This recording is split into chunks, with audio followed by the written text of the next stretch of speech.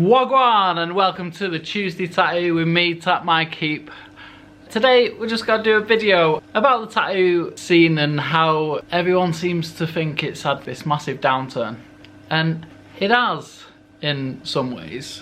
People are quieter and a million people are giving a different reason of why people think that the industry's on a downhill. It's declining. And it's declining. For me, I think it's dead simple.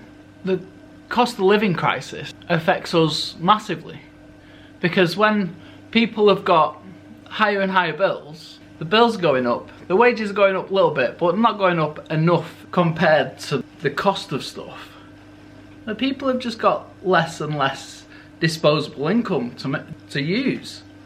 So there's a lot more people struggling financially, which means there's less people out there who've got enough money to get tattooed, have got the spare money to get tattooed.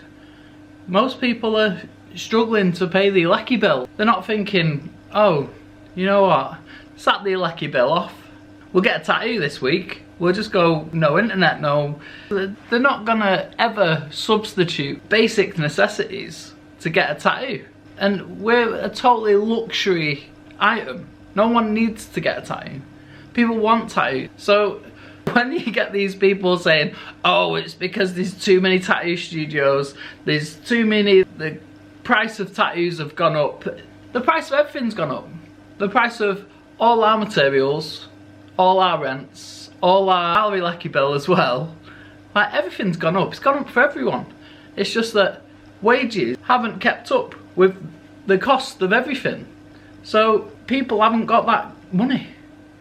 You find that I've got some customers who have got a lot of money and they can get tattooed still. But I find that the average customer is struggling. That's the main reason. It's just financial. And it doesn't really matter if you're paying 100 quid, 200 quid, 300 quid, 400 quid. I haven't got any of it. Most people are living on that line of we are struggling, which means that anything that is a luxury is the first out. No one's wanting the luxury items when they've got no money for the basic stuff. And that's the main thing. And obviously there will be some people who scrape together money. There will be people who are good at saving. But there's a point where the bills just take over. And once you're in that place, you struggle to go get your hair done, your nails, your tattoo. You struggle to get a takeaway on the weekend. It's the same thing. It comes, for me, I genuinely think it is a case of people's wages have been going up like this and people's bills have been doubling like this.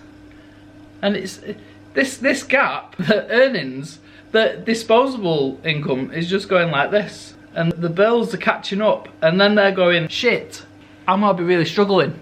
I need to cut out all the luxury just to feed the family and do basic stuff.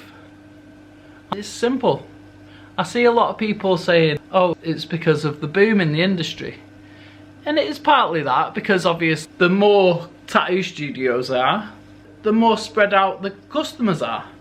But 3 years ago, that wasn't a problem. 4 years ago, it wasn't a problem. Just after COVID, when the country was on its arse, wasn't the problem.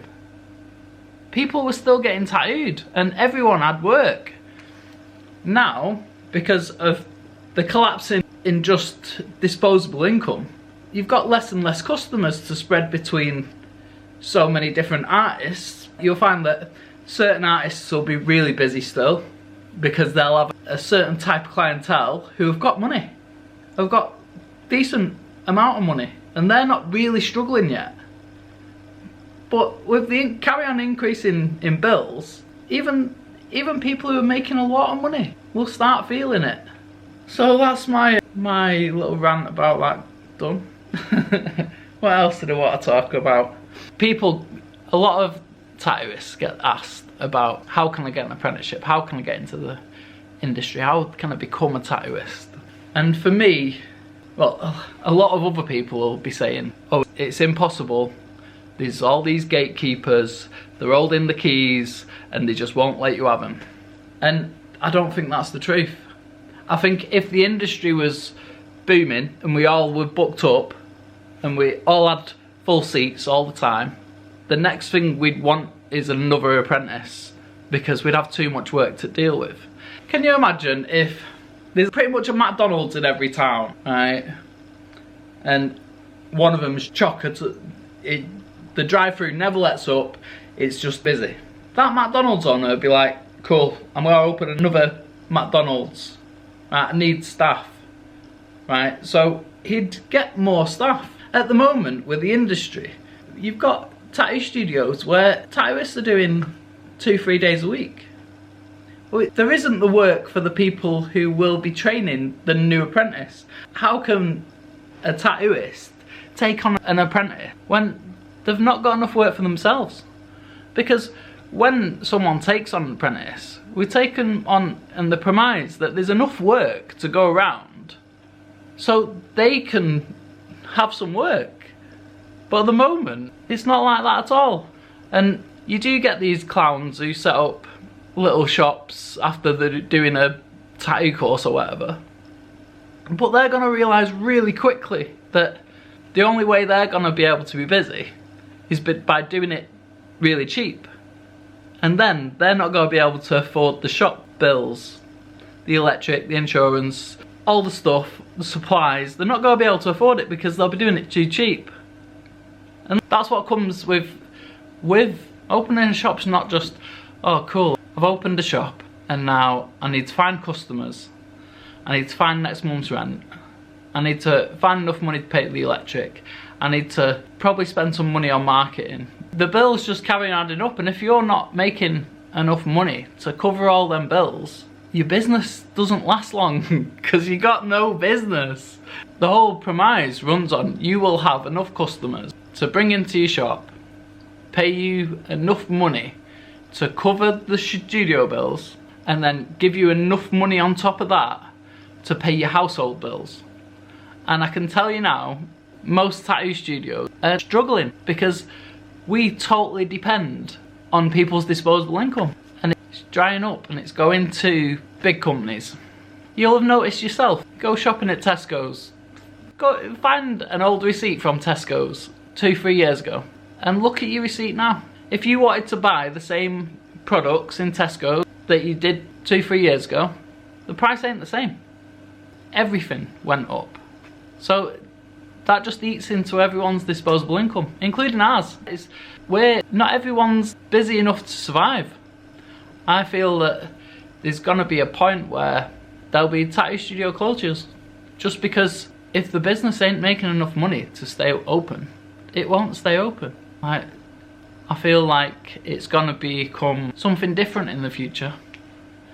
Like, you're already seeing I've seen personally the change between 20 years ago, our studios were run, and now our studios are run.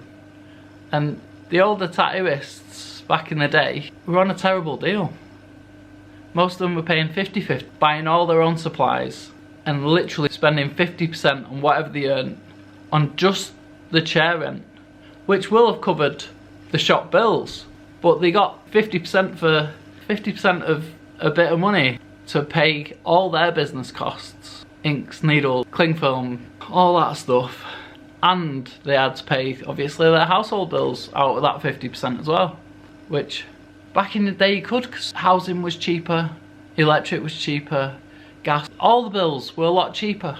It all comes to that kind of conclusion of that disposable income for most people is gone, and that's why there's less customers. We're privileged in Macclesfield that we've got a massive employer who pays really well, and a good chunk of our customers, that's where they come from. If you live in a town where work's drying up and people are struggling and going to be moving towards universal credit and benefits, you're going to struggle unless you've got massive reach. If you've got 40,000-50,000 followers on Instagram, you got a chance. But if you depend on your local community as an income, like I do, I don't have loads of people from all over the place coming to see me. I base myself on my local people. If you live in an area that's going downhill, no industry or no decent jobs, you're gonna struggle. And that's why places aren't taking apprentices on. It's not just us going, no, you can't get into this industry. If I took you into the industry, if I made you a tattooist, just for you to then, for the business to collapse and you have nowhere to work, what's the point in that? It'd be like a McDonald's which isn't busy at all, no queue out the drive-through, not even busy at dinner times, and then opening up over the road. What, you gotta split the few people that are there to eat between yous? It just means a failing business. And there's many reasons that people out on the internet put out stuff and they say stuff, and I feel like some of them haven't got a clue what they're talking about. They might be a tattooist who understands tattooing and they understand the business side, but I feel like most of them, they're tattooists, but they don't understand how business works. Like, it's really frustrating to watch. And then on top of that, you got these clowns who are doing these tattoo schools, which ain't helping the industry. All they're doing, really, is taking money off people who have a dream that they know they're not going anywhere. Like, if anyone thinks that these tattoo schools are going somewhere, message the owners of these tattoo schools and say, cool, can I see some of your ex-students' work and have some names so I can chat to them? Just have a quick conversation with anyone who's done one of these tattoo schools and see if they're tattooing, see if they're successful. Like, I can guarantee you, if they do point you in a direction of someone, it'll be their one and only success. And having one and only success is just, it's not good. If you ever went to college or university, every university class has got one success, and they'll bring you into your class or your whatever, and they'll tell you how they made it. But they won't bring anyone who's failed, anyone who's done the uni course, and they'll be like, cool, and this is Brian, now works at Tesco's. He will never pay his student loan off because he'll never afford it. He'll never be able to afford to pay any of his student loan off. I'm not gonna be like that, are they? They're gonna be like, cool, this is our one success. Look how well this multi-millionaire has done. And it's like, cool, how many students do you have a year? And they'll be like, fucking 50, 60, 70, 80, 90. You got one success. That to me means your course is a failure. You're not taught anyone even nearly enough to succeed. So you don't want to bring people in to knowing that the industry's on a downturn and be like, cool, I'm gonna bring you in here, I'm gonna use you to sweep the floor, clean up, while I know that when you finally become a tattooist, there's no work for you. That's just so immoral. But then these people, you're gatekeeping. It's not gatekeeping. If there was the work, we'd have 2 apprentices. If we were busy and bills stopped going up and they started to come down, 2 apprentices. Because we're invested in, not just financially invested in getting an apprentice in, but it's now better than sharing your experiences with someone. Like, it gives you a sense of pride when you've taught someone and then they succeed. The level of pride's really high, and it's like a bit of a, look at me, look at my apprentice, look how good she is, or look how good he is. People love that stuff. It's just like when you have an apprentice and you build up a relationship with your apprentice, it's like having a younger brother or sister that you've shown how to do something and then you become really proud of them. You know what I mean? We're not, this whole idea of gatekeeping, you gotta be cool. I applied for a job at McDonald's, didn't get it, the gatekeepers. No! They're gonna take the people they think are the best for the job. 1. Only gonna employ people if someone leaves or they've got too many customers and they need more staff. So it's them 3 things. And most tattoo studios haven't got an influx of customers at the moment. We're relying on a lot to do with word of mouth and how the struggles of the cost of living crisis. We're one of the first people hit. Even on the people, what are priorities before getting a tattoo. Every like house, making sure you got electric, making sure you got internet. Your Netflix subscription becomes before us. Tesco's food shop or wherever your food shop. And your phone bill, your internet.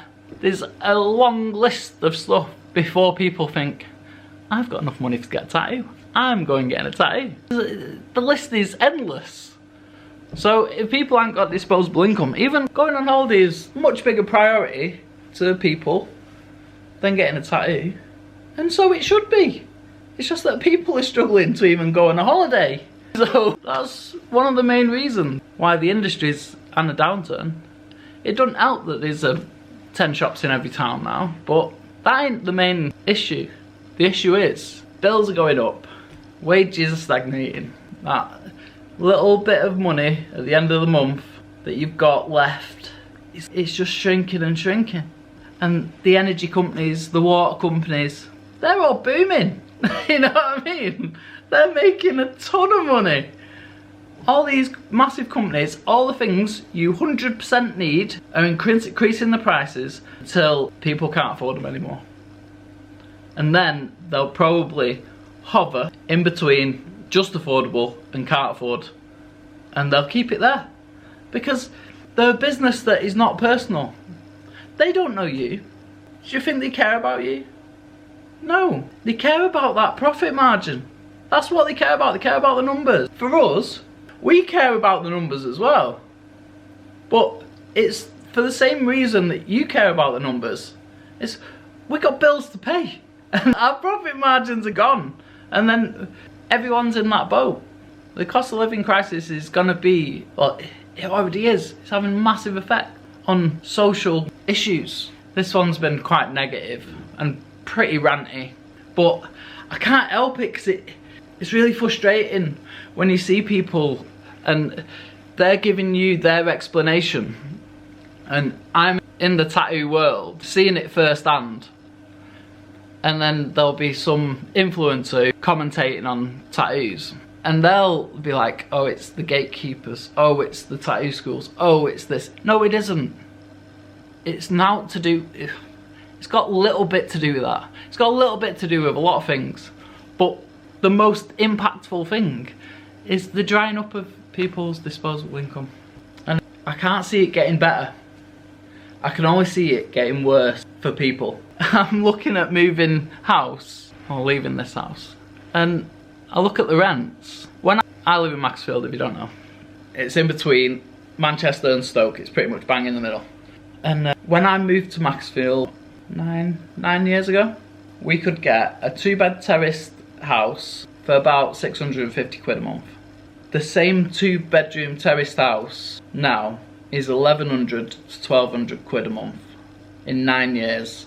My personal wages, what I charge people, back then I used to charge £60 an hour. Now I charge £70 an hour.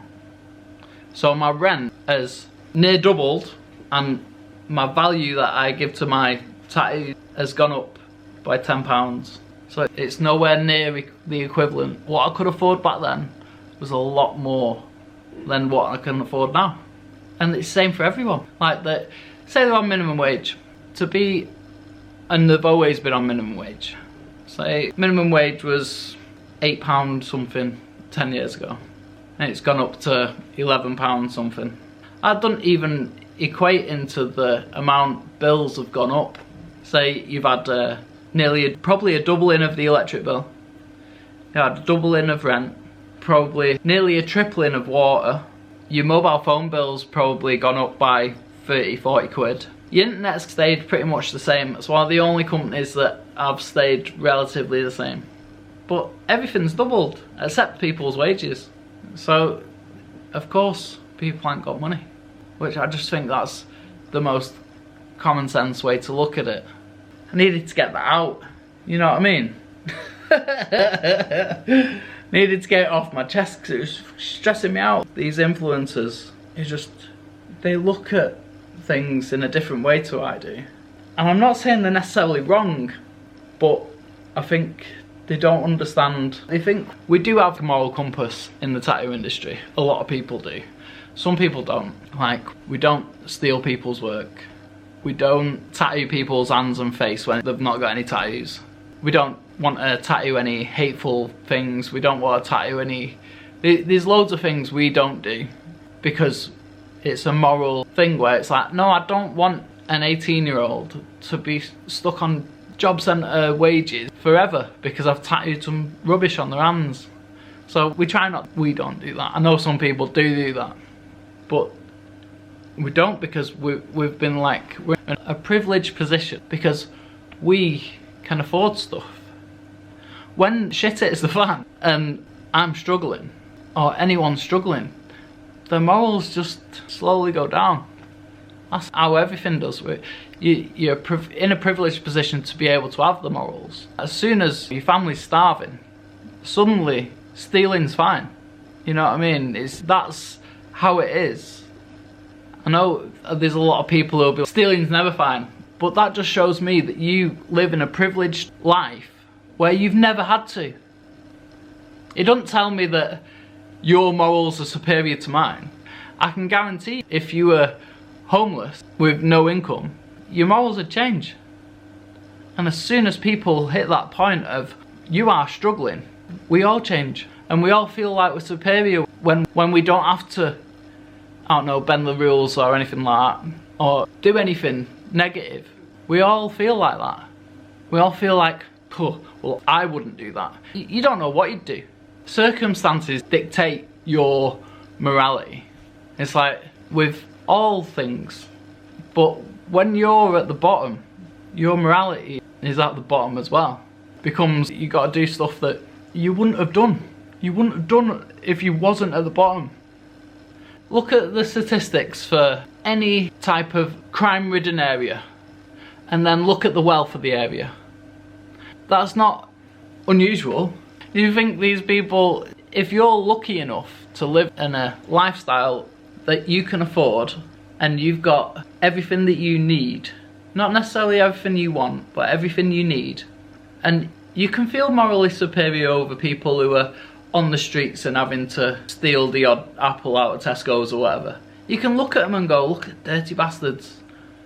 But if you were there, and most of these people haven't put themselves there, a lot of them have been victims of some sort of abuse or victims of just bad luck. It can happen to anyone. If you haven't been there, you can't judge them, because you can't ever view something from their point of view because you've never been there. But it's the same with everything. Your point of view is specific to you at all times, and what you can see is different depending on where you are in the economic ladder. You look at these people who have got millions and millions, there's a reason why they feel we look up at them and go, they think they're superior to me. It's because they genuinely believe they are. And the reason is because we look up to them and we go, oh, wouldn't it be amazing to live a life like that? So of course they're going to look down on us, thinking, why can't they just do it? It's not as easy as that. Not everyone's afforded the same opportunities, the same level of wealth. It's just, that's how it works. Everyone looks down on people poorer than them, and everyone looks up to people who are richer than them. That's why we all look at Elon Musk and Joe Rogan, and we all look at them in admiration. But you've probably not been afforded anything that they've had through their life. Not had them opportunities, so you don't get them. Same with politicians. How many politicians do you know who are from a genuinely working class background? And what do they do when they get into power? They don't try and help working class people. They're helping people they look up to, which can be very frustrating, but you can kind of, why? It's because we all have these kind of, where we think, I need to listen to that person because that person has made it, so they'll be able to tell me or show me how to make it. And even there, they've got the same people just above them, so they're focusing on them, and you're focusing on the people who are a bit up from us, and we look down on the people who are below, just the same as they do. You can't even judge them. I guarantee you, most people who say, oh, if I run the country, I'd run it different. And it's like, no, you wouldn't. You'd just be as corrupt as all them. Maybe even worse. Because corruption, what we see as corruption, people above us might see it as bending the rules. And it's just, we can't see it from their point of view because we've not been there. Just like we can't look at kids in Africa and actually understand how desperate their situation is because we never lived it. There's people out there who can go to these foreign countries and give aid and do all that stuff, but they will never understand how it genuinely is for them people because you're not in that world. You're a tourist, and it's the same. People can make out that they are like, I know how it feels, I know how to do this. It's like, when was you homeless? And most people will be like, I've never been homeless. Well, how do you know anything? How do you know? You don't know nothing. You don't know how bad people struggle. I've gone on a massive tangent today. I just must have needed this. This is kind of therapy now. Talking to myself out loud. Think it works?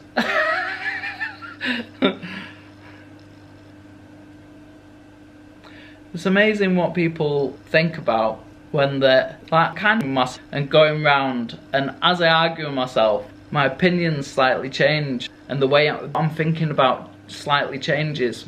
And I wonder if other people do this, where they're thinking about something so much that it doesn't just circle. Yeah, if someone's got like the idea of what actually happened, and they'll just be like, well, this happens, and you're back where it is. But I do this kind of spiraling. It just, because as I'm thinking, I'm really thinking of how things work and how things happen and what happens and why it happens. What is it? Who, where, why, what, when? Questions. And I think, I wish people would think about things a little bit more like that. Because when I have conversations like this with people, not just to a camera, I have like, and people argue against me, and it helps as well, but in a different way, because I'm not arguing myself like I am now. I'm arguing and getting responses, and then I can think about what they're saying and then rebut that or agree. Like, I agree, I'm like, you know what, that's got it, you've hit the nail on the head. Sometimes I argue against someone who doesn't realise their own privilege. Like this, the privilege in society is rife. Like when people have got political views, it's always from their point of view. And it's hard, it's impossible to see something from anyone else's point of view. But you can try. And I think a lot of people don't try. They find someone who they agree with, and then they just find more people who they agree with. And really, we need to talk to people we disagree with to find. You'll disagree with someone on 90% of stuff, and the 10% you'll be like, no, I agree with that. And it's finding what everyone agrees on a little bit with. And see what that is. All the focus goes on to what we disagree on. But if we worked outwards from where we did agree from, I think the world would be a different place. Anyway, I'm done ranting. Talk about bloody anything. I can talk to myself, obviously. If anyone wants to join the conversation, you know, do lives on certain platforms. There is a link at the end. And if anyone wants to join me, anyone who's got an opinion that is opposite to mine, I'd like to listen. I'd like to hear, I'd like to learn. I want to learn what other people think. And if I'm always up for changing my mind on my opinion. I think if we get stuck in this world of I'm right, you're wrong, it's the world only just separate. Everyone's got their own opinion, and everyone lives in their own little bubble where reality is just, it's not there. So if anyone has got a different opinion and you'd like to have a conversation, message us. Me and my friends will. Me and my friends, wagwan! Welcome to Tuesday Tattoo with me, Tap My Keep. This is just a quick announcement. Me and two special guests will be doing a podcast, or trying to do a podcast. We have no idea what we're doing, but we will be releasing it on our platform. I am involved, so I will be chatting absolute runcorn like I do. And if anyone wants to have a listen, get involved, comment. We're looking for ideas on what we should talk about. It's 3 tattooists, so we are going to mainly be talking about tattoo stuff, tattoo industry, tattoo trade. We are going to be talking about that mostly. I can imagine if people want other subjects, our opinions on other stuff, we'll be up for chatting about it. And anyone wants to be a guest, we're not going to have guests for a little bit, but at some point we probably will be having guests. And if you want to be involved, give us a message, give us a shout. We're not 100% on what the name's got to be or logos or anything like that, but we're gonna try and make it fun, not too serious. We are going to talk about serious subjects, but we're kind of light-hearted guys. You'll see if you watch. But we're going to be doing that. So if anyone's got any advice on anything to do with podcasts, or I don't know, I don't even know if it's got to be a podcast. It's like a video cast. Is that still a podcast? I thought a podcast was just like radio, just listening thing. But we're going to be doing videos. So it's going to be probably on YouTube, probably clips on other stuff to get some clickbait going on. All that stuff. So if you're interested, let us know. Give us a click, a follow, subscribe, all that stuff. We love that, don't we? We love the you right there. Subscribe now. Why you do it in like that? Subscribe. Did you hear that? You better unsubscribe. So keep an eye out. We're gonna be hitting the waves. Not gonna be hitting no waves, but it's gonna be fun. It's gonna be a lot of work, extra work, but we're up for it. We're up for the challenge, and you get to listen to me rant about stuff a little bit more. Have a good day. See you later.